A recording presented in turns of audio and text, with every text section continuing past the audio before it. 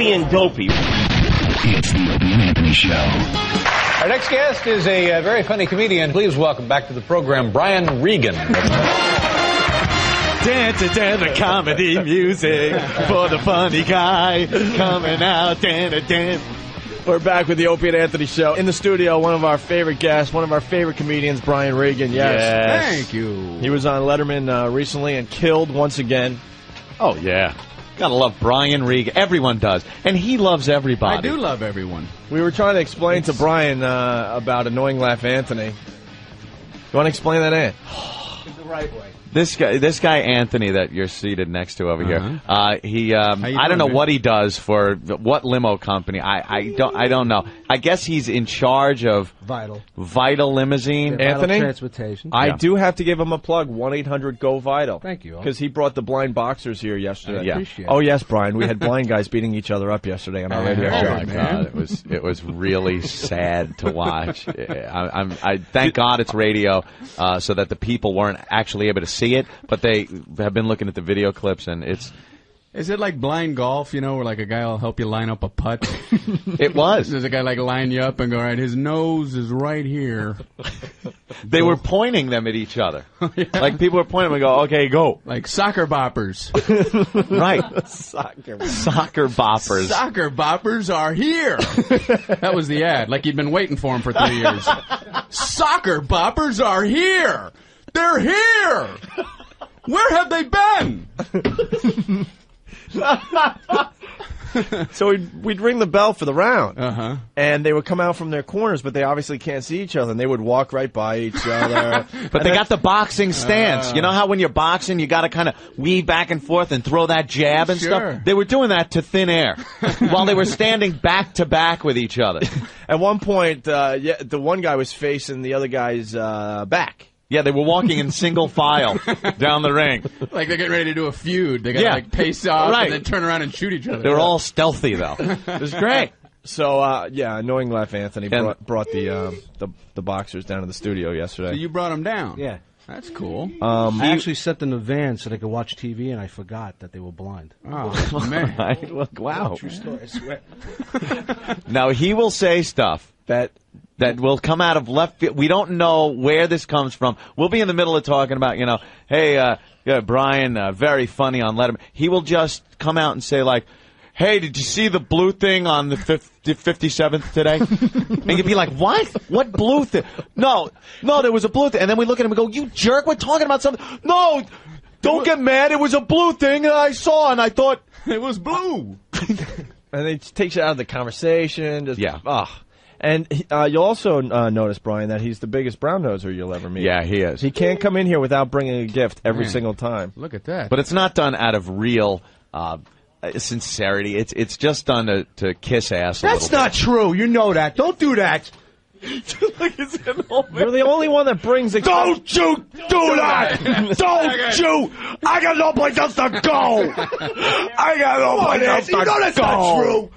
You have never showed up here without bringing something. Yes, I have. I've been here before. You deserve it. Every time you do well in the ratings, we give you some. And notice, last time he came in with Bob's champagne, right. And we were all pissed off. He had like, hey, try Bob's champagne. He's kicked it up a notch. And now, because we bitched and complained, he brings a bottle of Dom. So my budget is getting come in here. We were still drinking out of paper cups, though. It says Dom right over Bob's champagne. Yeah, it was that label with a black marker.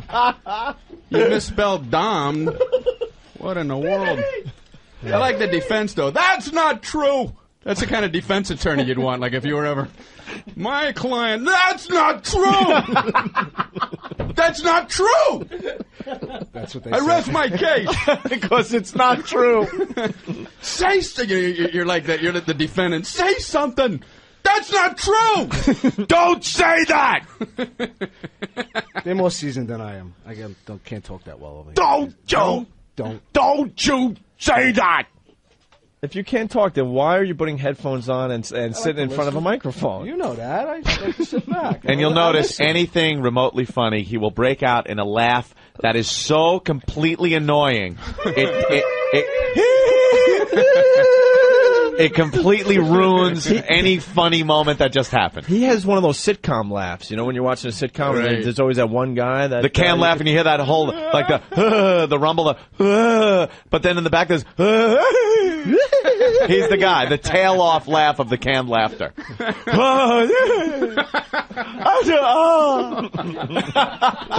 Be big money in that, being the tail off laugher. The guy. tail off laugher. You're better than just the other canned laugh people. Making the rounds of all the audiences out in the TV tapings, you know. Can it stop? The tail off laugh. You got a gig, man. It's cool. Now, where's the cups there, Anthony? I didn't. No, I just walked in with the champagne. Get the All right, cups. go grab some paper cups. Can't you see Brian needs a drink? No, I'm cool, man. I love that. I love that. You know, hey, I'm all right. You gotta bring me anything. See, people need to know Brian Regan, the nicest guy you will ever meet in your life. Will never say anything bad about anyone. So we had to explain to him that within 10 minutes you will dislike that guy, but you won't say a word. Well, so far everything is cool. You know, guy brought in some champagne, and you know. Oh, he'll annoy the hell out of you, and you'll just go like, he's a colorful character. He's quite the colorful character. He's got his own take on things. Can't lock that's him out. all encompassing, you know. Somebody's about it. You can say that about Charles Manson. He had his own take on things. Well, why don't you ask him? What do you think of Charles Manson, Well, you Brian? know, I mean, the guy was he was wrong in his thinking. You know, An independent thinker. He meant well. I would say that what he did was inappropriate. But he meant well, right? It just came across the wrong way. Yeah. Butcher I of mean- Barbie. Well, you know, as far as butchers go. He had something to say, but he said it in a very bad way. You know, Attila the Hun. Well, Right. you know, as far as Huns go. Don't lock him out when he's bringing the cups. Yeah, We have to use him for his champagne at least. Yeah, get him back in the studio. Yeah, let him in just so he could pour the champagne. I had to apologize to Brian Regan again. We should tell Why's him on that? the air. Well, people need to know when Brian's around, we all go and see him because Right. we have a lot of comedians in here and we don't see everybody. But with Brian, when he's in the area, even if it's a hassle, we go and see him. it's Sure. very flattering. So we've man. probably gone to 10 or 12 shows of Brian's over the last couple of years. I happen to be in Boston a couple months back. What the hell are you He's saying? already starting. I want to go see him. He's look, see, this is what he does. I said I've never seen him. That's all I said. I was talking to myself. But Opie's talking onto the But I listeners, was and you're away just. from the mic. I didn't think he would hear me. Holy ass. You wait. This is what he does. He's one of these guys. He's one of these guys that doesn't fully understand that we're trying to do a radio show, and when we talk, he thinks we're talking to him. He thinks there's just like we're in a room and we're just talking amongst ourselves, and he can chime in. It should be like at one of those White House press conferences, you know, where like Bush is starting to say, you know, that's a good idea. I was thinking about the budget. I think I would learn after 2.5 years, too. What do you got? 6 cups for that bottle of Dom? You didn't even get the big Magnum bottle. We're gonna have rations like in the desert when they only have one canteen. What the hell? And why are you bringing us champagne? Did you not beat Mike and the Mad Dog in the ratings? You've been beating them for years now. That was easy. Every time your ratings go up, I come in. What's the problem? You don't want me in now? Again? Don't Did I piss get him the off hint? until I get my champagne. The 2.5 ratings. years, the same crap. Stop. Don't you do that! And I don't want to get. I got nowhere else to go! I got nowhere else to go!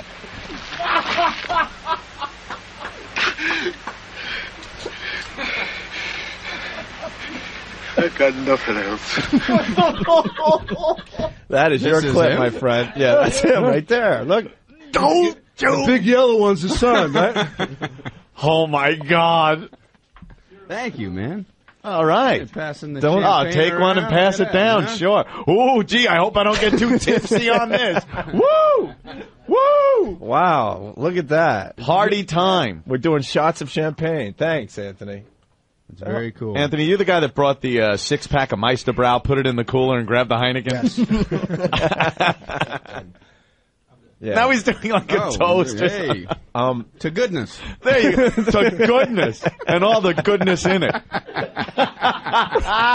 He probably doesn't know what the hell's going on That's here. great. So, To spreading good cheer throughout the land.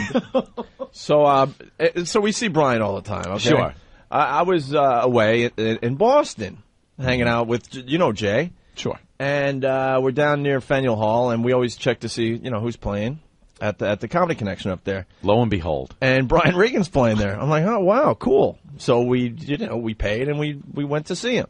And then after the show, I said, well, I'm here. I might as well say hi. Sure. And the look on his face, like, you are effing stalking me. They're like, hey, there's somebody here who wants to say hello. I'm like, okay, cool, And then Opie walks back. I'm like, my gosh. Just saw you in New York. Yeah, because it was great, though, man. It was like 4 or 5 days later after he was in New York. Yeah. So the first words out of my mouth is like, Brian, I swear I'm not stalking you. I just happened to be in Boston. You were playing, and I just want to show you my love and, check out the show. But he actually said it like, hello, Brian. No. My name is Opie. I don't remember it quite like that, but... Did he say he wasn't stalking you when you found him in your clothes in your house? Hey,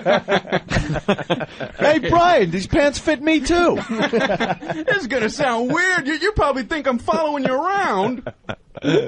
Now, Brian, I brought the material for this weekend. Me and you will go over it. I brought my date with me. Brian. King of Comedy. You ever see King of Comedy? Nice. When De Niro takes his girlfriend over to Jerry Lewis's house there. I love that. Jerry, I got the work here that you promised we would work on. The material. Jerry. Oh, look at him pulling a gag now, saying we're not supposed to be here. Jerry, get out of my house. I like the cue cards that he was holding up for for Jerry to read. I have a gun. And he's got to, move him along, right? Pointed at my head. It's upside down. It's upside down. Turn it. You skipped one. You skipped. Didn't I give you my Best of Jerry albums? My spot in line. My spot. I gave you my spot. What a great sick movie that is. King of Comedy. And the Asian guy, the butler or whatever, I'm having a heart attack already. Mr. Langford not here. Mr. Langford not here. Mr. Langford, he's here. He won't leave. I'm having a heart attack now. What? You're like the Antichrist, the Otto and George, right? You don't curse and do anything like that. Oh, my God. See what he says? I said heck in a show about 3 weeks ago, and... What the heck? Stirred things up, right? Yeah. Things got out of hand. Somebody picked up a chair. Started a big brawl. Who are you saying heck to? No, I work pretty clean, I guess. Brian, you were talking about, I want to hear your take on you were talking about the hump. Oh, well, I think she's talking about, I used to sit on that when I was a kid, because you got the 3 older brothers. The whole family, you have to call the seat. Right. You call the seat when you get in your car as a kid. You're going out on vacation, and you get the shotgun, That's front seat, sure. Shotgun, and then, but I had the 3 older brothers. I knew where I was going to sit, so I would just pretend like I wanted it. I'd like, back seat in the middle with my feet on a hump. I called it. I got the hump. My parents were like, he's calling the hump, Walt. He shouldn't want the hump as long as they ain't fighting. Hump's good, right, Brian? Oh, the hump's good. You like the hump. I love the hump. I'm the hump boy. I'm riding the hump to Disney World. I don't know why you call anything anyway. It's like my first day in school. I thought you're supposed to call things all the time. And my first day in school, I was like, I call this desk. And the teacher's like, yes, we all do, Brian. I'm like grabbing onto it, looking around like somebody's gonna take it from me. I call this desk. Yes, we call it desk too. I call it desk. I call this desk. It's very good.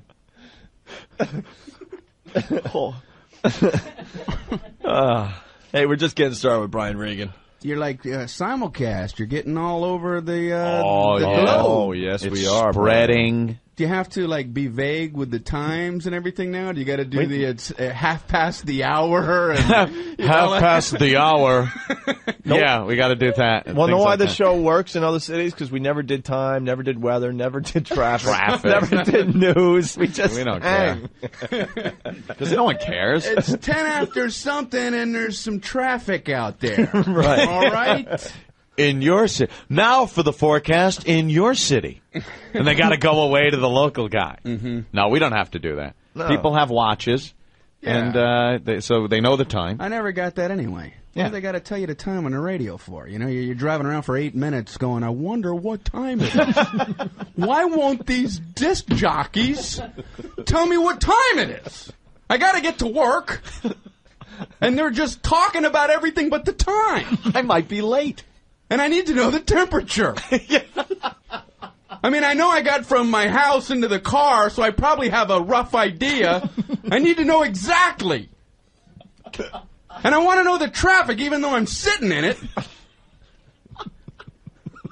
Why do they do all that? I don't know. We try not to. Because they have nothing else to talk about. Yeah. That's why. Mike. Yeah, what's up? Hey. Brian, what's going on, brother? Hey, Mike, how are you, man? All right, I was just sitting down watching TV, and there was a monster truck race on. I don't know. I know that's like one of your favorite things. Oh, man. You know, as a matter of fact... hey, Brian, take luck, man. Take luck and care. You got the best listeners, man. I remember saying they're great setup guys. Are like they're like smooth as silk. It's a monster truck show, Brian. Go. Yeah. Well, know what it is. They were sick of me doing the awkward setup. Yeah. They're like, screw that. We'll do it ourselves. Well, you've seen them, right? The Monster TV trucks. monster trucks. Oh, yeah. The best part is when they interview them. They interview them when the whole race or whatever they're doing. I don't know if it's a race or an activity. I don't know what they're trying to accomplish. But when they're done, they interview the guys, and they always talk about their engine, like you know what they're talking about. Hey, what were you thinking during that last run, Earl? Well, you know, I was going pretty good, and about halfway through the flap coil valve burner started smoking. The hydro pin spring was spurting oil at the manifold draft. I knew if I didn't overflood the gasket, I'm going to have last pilot on unplayed transmission valve. I knew if I couldn't do that, I was going to have to shut her down. You know, you're at home. What? Wait, the flap coil burner? Well, sure. You had to shut her. What options did you have? Your hydro plate spring was spurting transmission oil. You had to shut her down. I feel like an idiot, right? Holy Jesus. All right, why don't we take a break? We'll be back with the Opie and Anthony Show. Stay there. The Opie and Anthony Show. The virus is spreading. We're back with the Opie and Anthony Show. Hanging with Brian Regan today. Hey, Brian, you into the drowning pool? Sure. Who can't enjoy a little drowning every now and then? It's the band, No, Drowning Pool. Oh, that's the band. I thought you guys do such weird stuff. I thought maybe you had a pool out in the lobby. We're drowning people in. You know, you got blind guys box, and we're going to drown some people out in our drowning pool. Sure, let's try to make it funny. You have been here for some real sick stuff, man. You know, I've been here for the rat cooking and the hemorrhoid touching. I thought we were going to head out and start drowning some people in a little kiddie pool. You were here for that other thing that Ron and Fez were doing. Oh, he stayed late when Ron and Fez were on at night. The enema guy.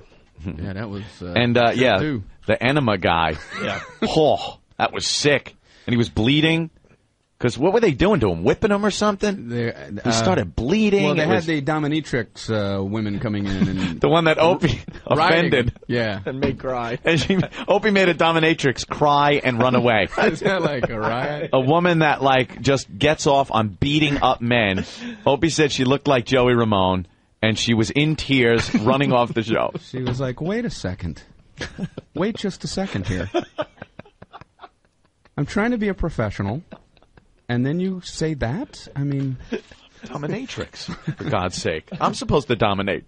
Not you. I got no place else to go. No, you're Joey Ramone. A lot of weird questions coming in for Brian. I don't really get it. Huh. People thinking he's an authority on something. Brian, help me out. This comes from Scott. Brian, help me out. Hold on. What? I'm leaving. Why did you have to tell us? You got to announce in the middle of... No. Oh, my God. Why did you have to tell everyone you're leaving? We're setting something up right in the middle of it, and he just chimes in. I'll be leaving now.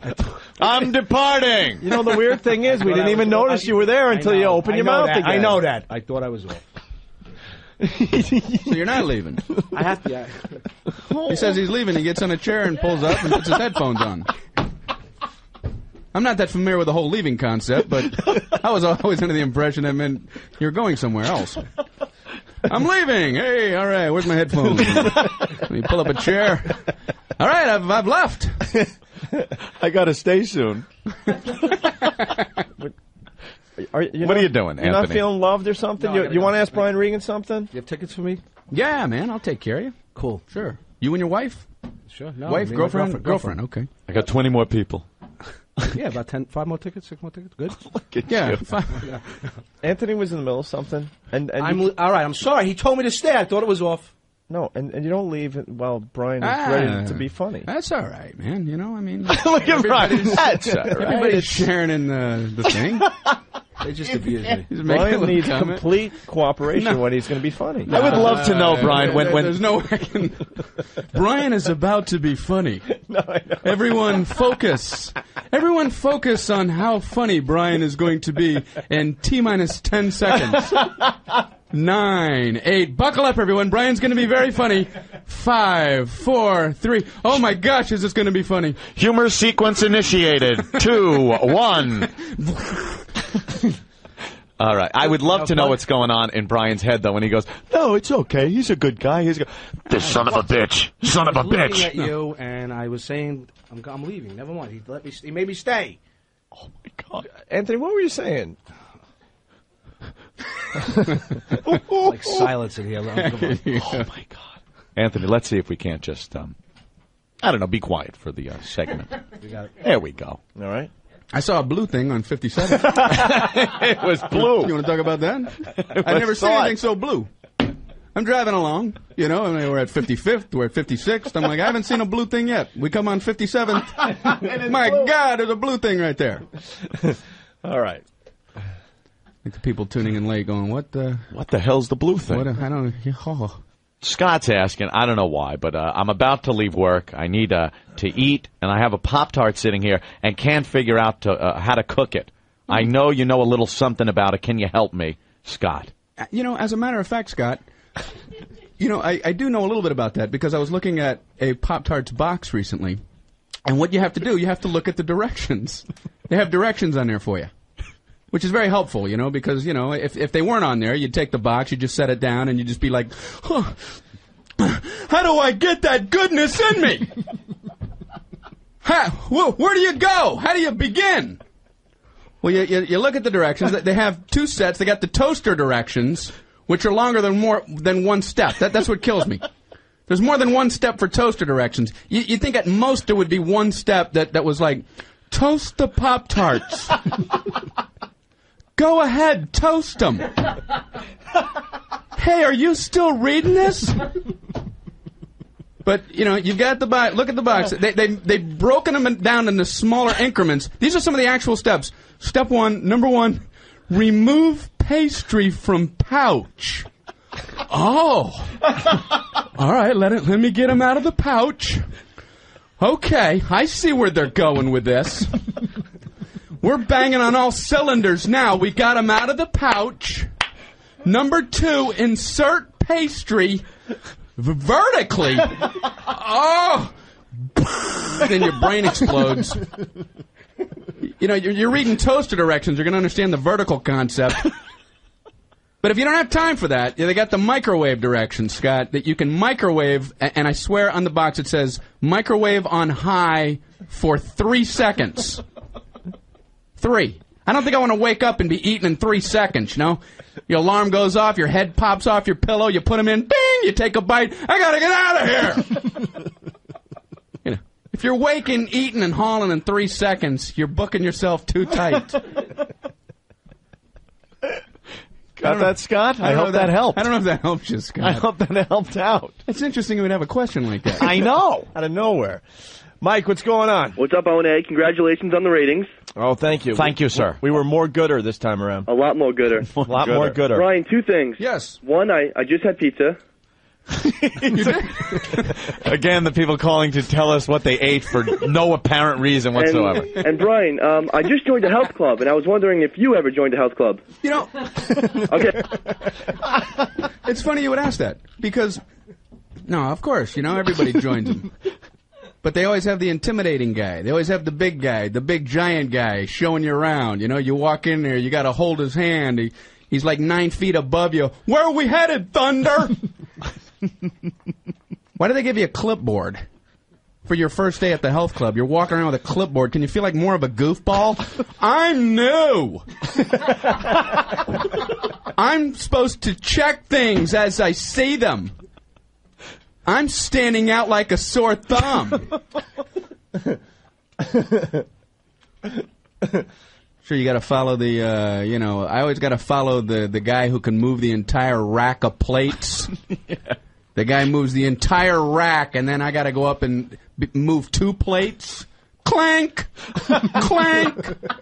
Clank! I'm the 2-plate guy. Clank! Who wants to spot me? Clank! You know, you're walking out, you got to reach way down to get the pin. People know what you're doing. They see you got your hand on the seat, and all they can see is your back, as your knuckles are dragging against the floor trying to grab the pin out from the bottom. And then you got to ask somebody for a footstool to put it up where you need it. Can somebody give me a boost? I got to put the pin up near the ceiling. Because the big guy had it a little lower than what I can handle. Oh, my God. Bravo. People just feel like asking you questions, I guess. That's odd. And from all over the map, you know? Yeah. You're an expert on everything, I think. That's what it is. Hey, you know what I want to show Brian? What's that? He was here for the original Sandy Kane appearance. Yes, I was here in where the we studio. had one of the listeners touching her hemorrhoid over and over again. Right. You remember, right, Brian? Of course. You remember that? How does that go out of your memory banks? You don't remember. Maybe I could play a couple of sounds that'll refresh your memory, Brian. They're embedded in my memory soundtrack, but sure, let's listen. She came in. She had her hemorrhoid. We had a listener come in and apply Preparation H. Yeah, I know. To her. Yeah, you saw the whole thing. And if you remember, the first application, she was in mid-sentence. And she said this. I don't believe it. I think she was saying, I don't believe I'm doing this. And you could tell right at the point of contact of Preparation H to hemorrhoid when she said, I don't believe. I don't believe it. A sound only somebody can only make when somebody applies Preparation H by complete surprise. I don't believe it. You know, if you hired a voiceover person, to try to nail that, it would take them 1,000 takes and they wouldn't be able to duplicate this. I don't believe it. Now, the second time he applied it, because it was so much fun the first time, we told him, now, really, really apply it. Hard. And she made this sound. Oh! Plain, simple, straight to the point. Oh! Oh, man. Oh! Now, by the third time, we're all laughing. We tell him maybe he can't cover enough area with just one digit. So we told him take the middle finger and the index, the pointer finger, and apply thoroughly. And to that, she just made this sound. Ow! Ow! So you can see the gradual I don't believe it. Oh! Ow! progression of the application of Preparation H. So the question I have for Brian, is it safe to say that was the grossest thing you've ever seen? Or close to it? That was definitely a top tenor. Okay. She does comedy and magic? Is that? Oh. The magic is the fact that she's still breathing. Right. Comedy? Just trying to give her a little plug. We didn't think there was anything grosser on her body. Yeah. She came back, Brian, and we want to show you a picture of what she showed us. Okay. This is, I'm turning it away for a minute. This picture you are about to see is a growth that is on Sandy Kane's thatch or patch. I think you know the area in question. And she just pulled this out of nowhere. She goes, I had this thing going on, and now I have this growth. So we took a picture of it and put it up on the website because everyone should share in the misery. And we want you to... oh, God, I just looked at it. Well, let's see the reaction. We want you to take a look at this and tell us what you think. I don't believe.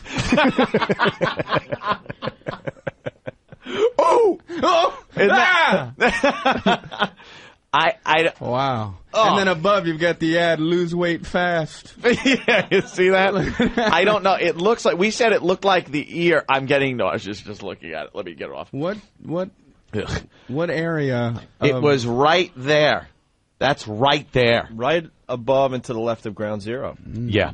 And, man. It's like a half an ear, Brian. It looks like, did you see that little mouse that they grew the human ear on for transplanting? Yes. It looked like that, except with a more cauliflower texture to it. Oh. Nice, right? So how'd you like to get your first ear implant? And then they got to go, you might want to sit down. We want to tell you a little bit about the origins of this where this ear came from. You know, there are certain areas where it's easier to grow an ear. Did you know? Take a look at this. Andrea. Hey, Ope. And everyone, what's up? Hello. I got bifocals. You did? Yes, and I wanted to know if he's ever had any experience with bifocals. Well, you know, they actually have trifocals now. My eye doctor, I swear, he asked me if I wanted to try trifocals, and I was like, I must have been away a while. I said, I don't know what you're talking about. He goes, well, it's what you would think. You know, you could see it 3 different distances depending on where you look through the lens. You can see close or medium or far away, and I'm like, you know, I can't even imagine getting used to that. You know, there's a book, there's a plane, there's Alpha Centauri! Do people need this kind of range, you know? Is that a fly in my nose? Is that a comet? Hey, do you need to see everything? I believe that's an amoeba. Andromeda strain! I don't know if Andromeda strain is a galaxy, but it sure sounds like one. It sure does. I'm just kind of winging the last one. Oh, no. Hope somebody doesn't call in. Wait a second. There's no such it worked interplanetary place called Andromeda strain. What kind of joke is that, clown? If you're going to be talking about galaxies, nail them down, ho-ho. Andromeda strain. I'm sitting here all disappointed in your humor. Because I like small things and big things. Paramecium, yeah, that's right. Andromeda strain. Do some research, clown. Hey, John, what's up? Hey, I just wanted to ask Brian what happened to him the last time he went to Dunkin' Donuts. Boy, you people are subtle. Nice. Nice. He's giving himself a nice. Well, Brian went and got a cup of coffee, and that's Yeah, they right? had. Have you been there? They got good coffee. Yeah, I like it too. Yeah, it was sure. good. I just sat Dunkin' there and was Donuts like, coffee. man. You try the Coolada stuff? Yeah, that's good. That's good. And I got, they had like some napkins there, so I like, you know, wipe my mouth off. Very napkins, convenient. and I was like, get some jelly or jam on your lip, yes. This is good, good coffee. This is great. Now they got, you know, I think what he's referring to, the donut choices, they're out of control. I feel bad for the ladies in there, the donut ladies. I don't know what they're getting paid, but, you know, you've got these people coming in there who can't make up their mind. Okay, I want a dozen donuts, and, oh, man, you got a lot of donuts. Okay, I'm going to start with 4 chocolate. I want 2 twisty goos. I want a lemon twirler. I want a honey buff. No, I want 2 strawberry twiffs. No, 3 Raz crunches. 2. Put them back. I want a Bavarian apple crunch. Get the ladder. Hey, why don't you go out inside and think it over, huh? It's a big decision. Can't blow donut day. But the donut ladies, they've gotten together, you know. They know how to get back at you. They do the subtraction for you in front of all the other customers and make you look dumb. You go in there. Yeah, I'd like a dozen donuts. I'll start with 7 chocolate. You have 5 left. Oh. Okay. Okay, if I order one more, then how many would I have left? How many would I have then, donut lady? That's what I need to know, and now! I don't know how she does it, man. I think she's palming a clicker. She's cupping something. She's palming a clicker, I know it. We have to take a break. Brian, thank you very much. Thank you, guys, man. Appreciate you having me back. There you go. And we'll be back with the Opie and Anthony Show. Cool. Thank you, Brian. All right, thanks, guys. Thanks.